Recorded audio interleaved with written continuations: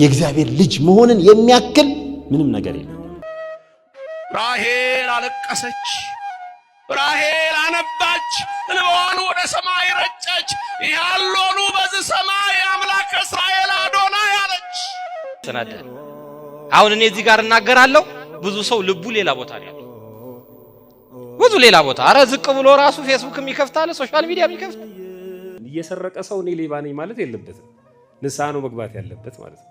ነጭ ከመልበስ ፍቅርን ነው መልበስ። ቤተክርስቲያን ከመሮጥ አንድ ቀን ነው መለወጥ። ንገሯቸው። አጌጥንበት ስምህን ተዋብንበት ፍቅርን ሞገሳችን ሆነሃል የጽድቅ ልብሳችን አማኑኤል። አጌጥንበት ስምህን ተዋብንበት ፍቅርን ሞገሳችን። ሰላም ሰላም የተወደዳችሁ ኦርቶዶክሳውያንና ወንድሞቼ በመላው ዓለም ያላችሁ እንዲሁም በኢትዮጵያ ያላችሁ ፍጹም የሆነ እግዚአብሔር ሰላም ከናንተ ጋር ይሁን እያልኩኝ ለዛሬም እግዚአብሔር ይመክረናል ያስተምረናል ያልኩትን ቪዲዮዎች ሰብሰብ አድርጌ መጥቻለሁ። አብሮነታችሁን በፍቅር ከኔ ጋር አድርጉ። በዚሁ ደግሞ ሀገራችን ላይ የሆነ ላለው እህትና ወንድሞችና ታረጋውያን ህፃናት ላይ እየተፈጸመ ያለው የሞት አሰቃቂ ግፍን ያካተተ የሞት ነገር እግዚአብሔር ያርቅልን ከሀገራችን።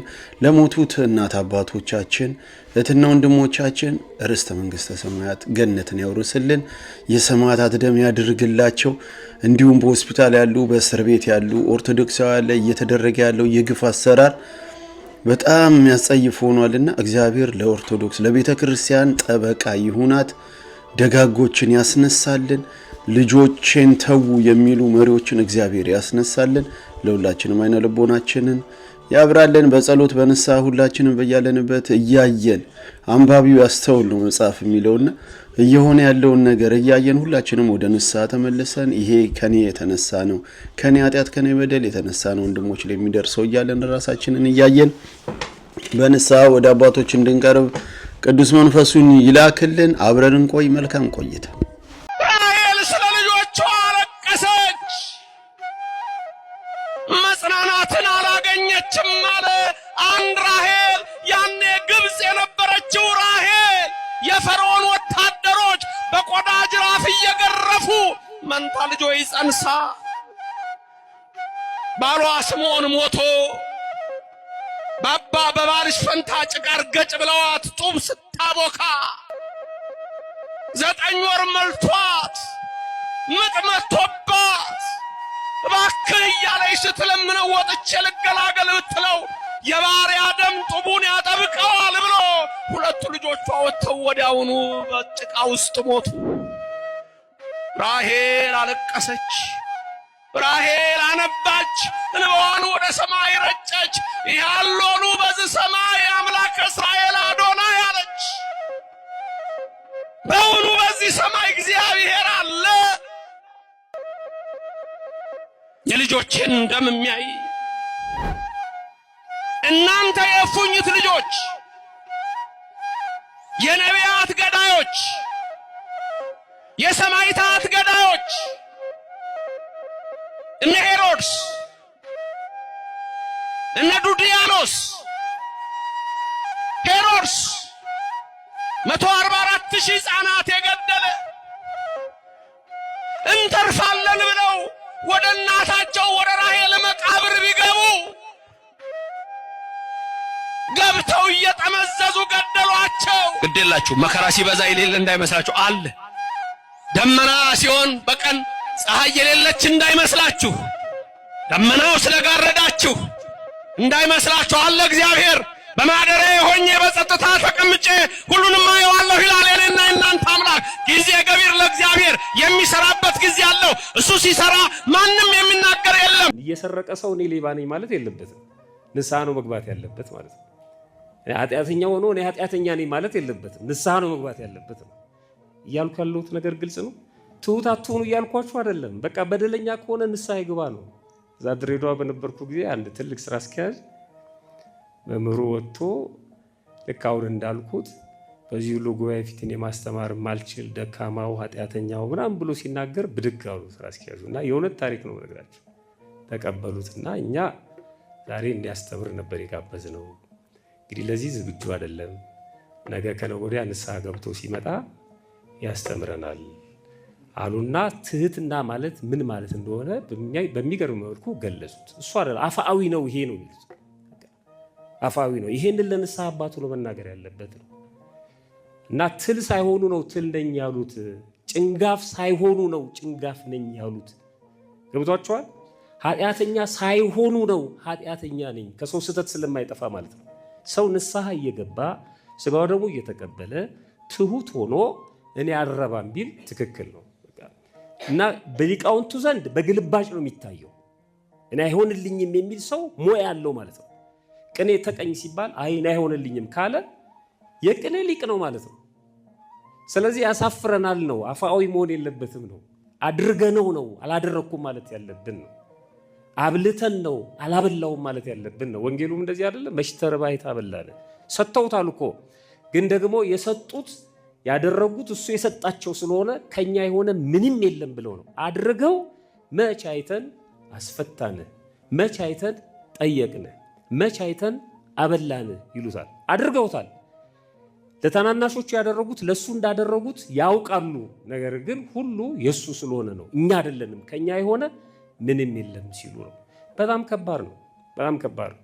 በሌላ እንዳትወስዱብኝ። አሁን አንዳንድ ሰዎች ወጥተው እኔ እኮ ታናሽ ነኝ ሲሉ እንዳትሉ፣ ወደዛ እንዳትተረጉሙ እንለዋለን። ግን ውስጣችንን ቼክ ማድረግ አለብን።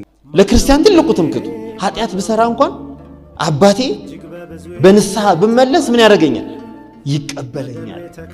የጠፋውን ፈልጎ የመጣ አምላክ፣ የጠፋውን ልጅ በደስታ ደግሶ የተቀበለ አምላክ፣ ከመላእክት ጋር የተደሰተ አምላክ በንስሐ ወደ ቤቱ ይመልሰኛል።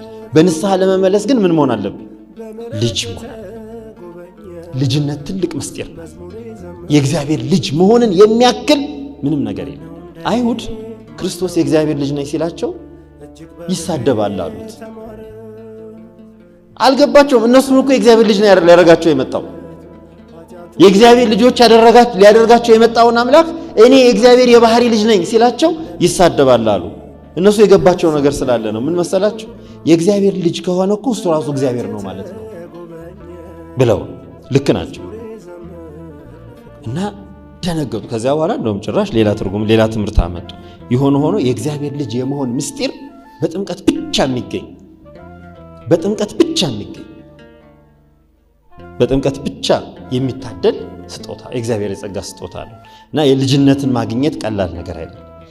ሶስተኛው ቅዱስ ጳውሎስ ቅድም በጠቀስኩላችሁ መጽሐፍ በገላትያ መልእክቱ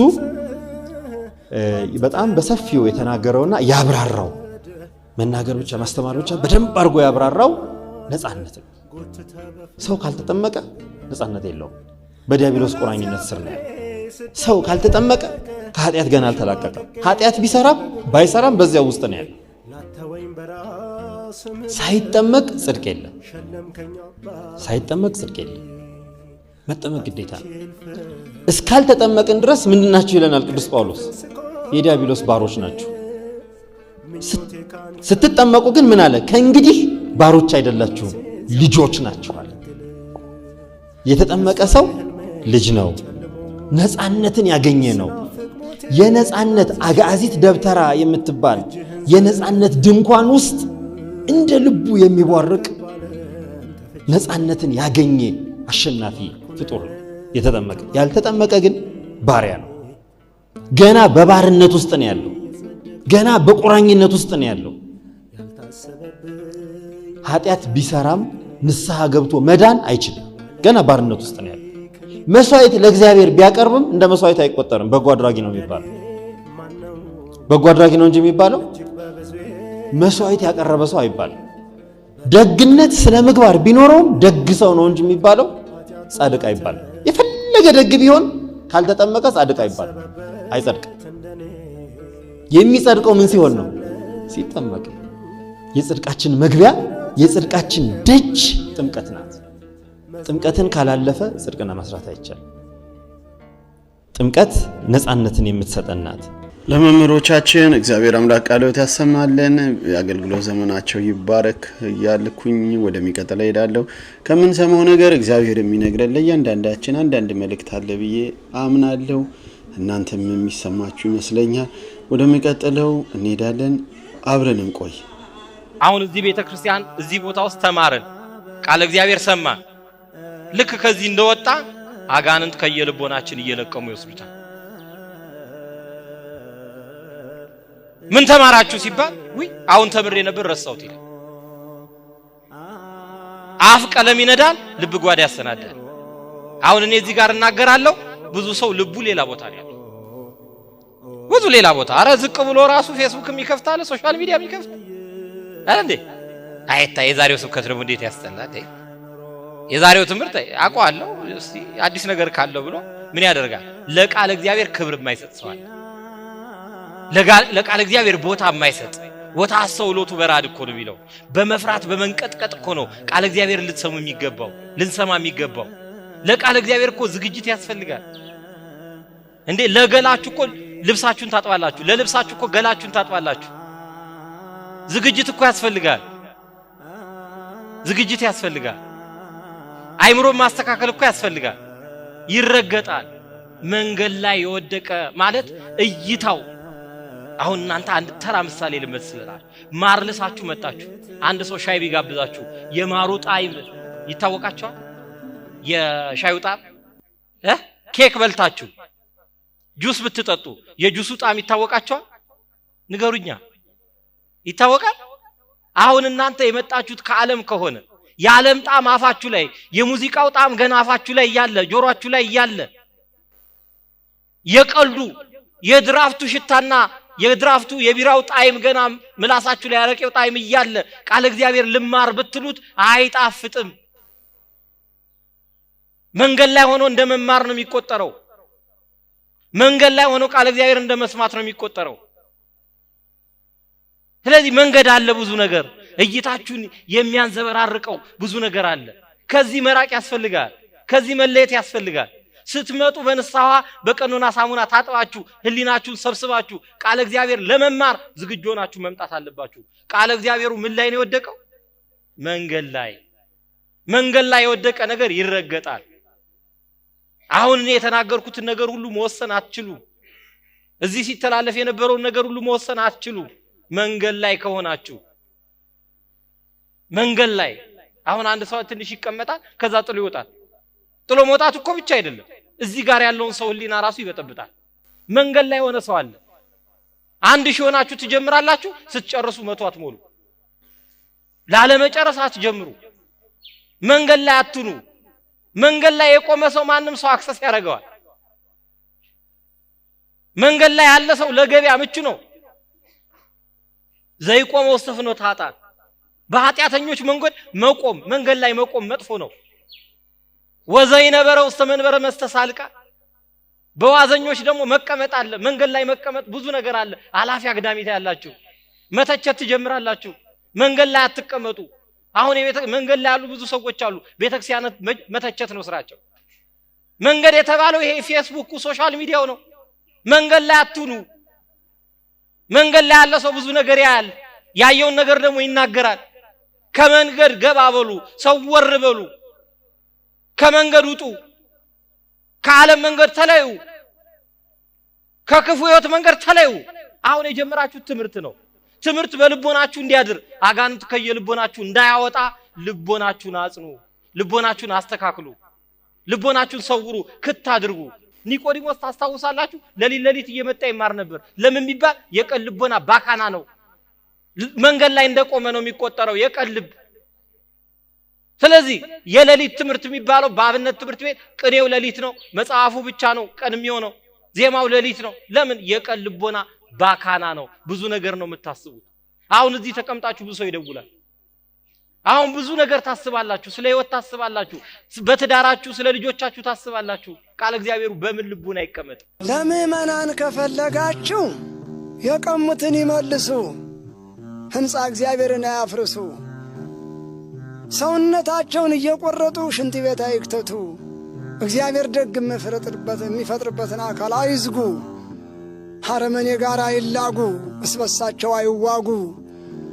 ከተመለሱ የማይመለስ እግዚአብሔር አይደለም። ነጭ ከመልበስ ፍቅርን ነው መልበስ። ቤተ ክርስቲያን ከመሮጥ አንድ ቀን ነው መለወጥ። ንገሯቸው። ሩጫ ነው የሚወዱት። አንድ ጊዜ ከሰጡ የዘላለም ጻድቅ ናቸው። መጀመሪያ ልባቸውን ለእግዚአብሔር አልሰጡም። መሥዋዕተከ ወቁርባነከ ይሰመርኩ ለከ ይላል። ሰርቆም ይመጸውታል። 5 ሴት አግብቶም ባለ ንስሐ አባት ነኝ ይላል። ሕግ አይጠብቁም። የሀገር ፍቅር የላቸውም። የስደት ፍቅር አልተለያቸውም። የፈረንጅ ሽንት ቤት ከማጠብማ ኢትዮጵያን ተፋቅሮ ጥሩ ሥራ ሰርቶ መልካም ሥራ ተክቶ መልካም ትውልድ አፍርቶ መሄድ አይሻልም ነበር? የተወለደውን ስናየው ያሳሳናል፣ ያለቀውን ስናይ ያከሳናል። አዎ የሚሰማት ካገኘች ቤተ ክርስቲያን አሁን ሕዝብ አይደለም፣ ምስሉን ነው የቆመ። አዎ ምስሉን ነው የቆመው። ምስል ማለት ፈረንጅ ሰው ሰርቷል፣ ጅማት የለውም። አሻንጉሊት ተብሎ በየሱቁ ቆሟል። አሜሪካንም ሰርቷል፣ ጅማትም አደረግነ ብሏል። ያች ብቅ ጥልቅ የምትለው እንዴት ናት አለ። ነፍስን ለመፈለግ ነው። የኢትዮጵያ ሕዝብ ከዚህ ምሳሌ ተለይቷል። ፍቅር ከሌለ ቀፎ ነው። ሰላም ሰላም የሚባለው ባፍ አይደለም። ሰላማዊ ሰልፍ እያሉ አስፋልት ሲጠርጉ ከመዋል በቤተ ክርስቲያን ተሰብስቦ እግዚኦ ማለት ይበልጣል። ግን መጀመሪያ እስበሱ ይታረቅ። እስበሱ ሰላም ከሆነ ሰላም መሪ ይሰጣል ጌታ። ሕዝቡ ጠማማ ከሆነ የባሰ ያመጣል። ከዘመነ ወሪቱ እንቀዳ ነበር ሰዓት ያጥራል። እንግዲህ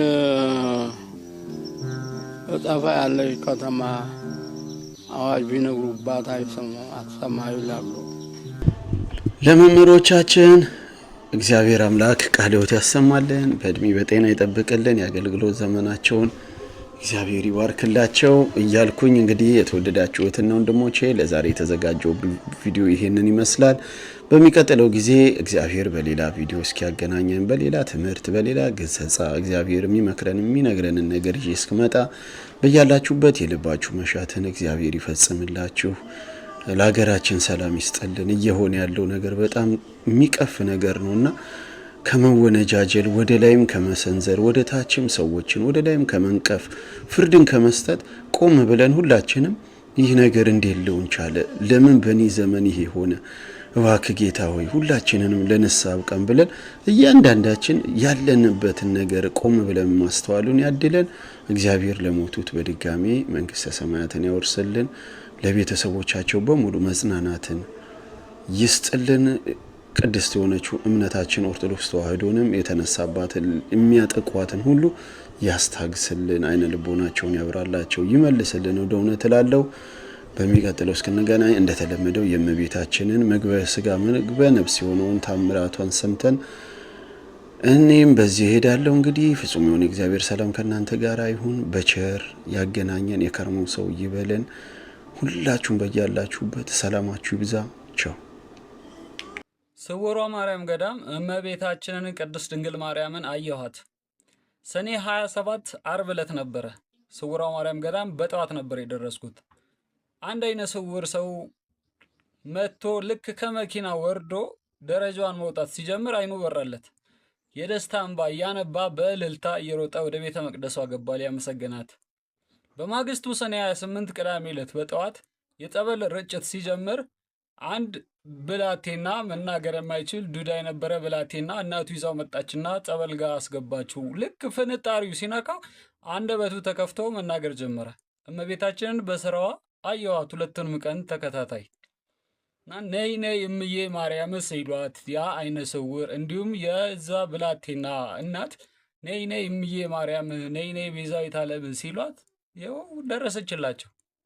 እኛም ደካማዎቹ ደግሞ በስራዋ እመቤታችንን አየናት። በስውሯ ማርያም ገዳም እመቤታችንን በጾም በጸሎት የተጉት በራእይ ትገለጥላቸዋለች። እኛ ደካማዎቹ ደግሞ እንደዚህ በድንቅ ስራዋ በታምራቶቿ እናያለን። አንዳንድ ሰዎች ነይ ነይ እምዬ ማርያም ስንል አትመጣም እኮ እሷ ይሉናል። ይኸው እኛ ግን እያየናት ነው።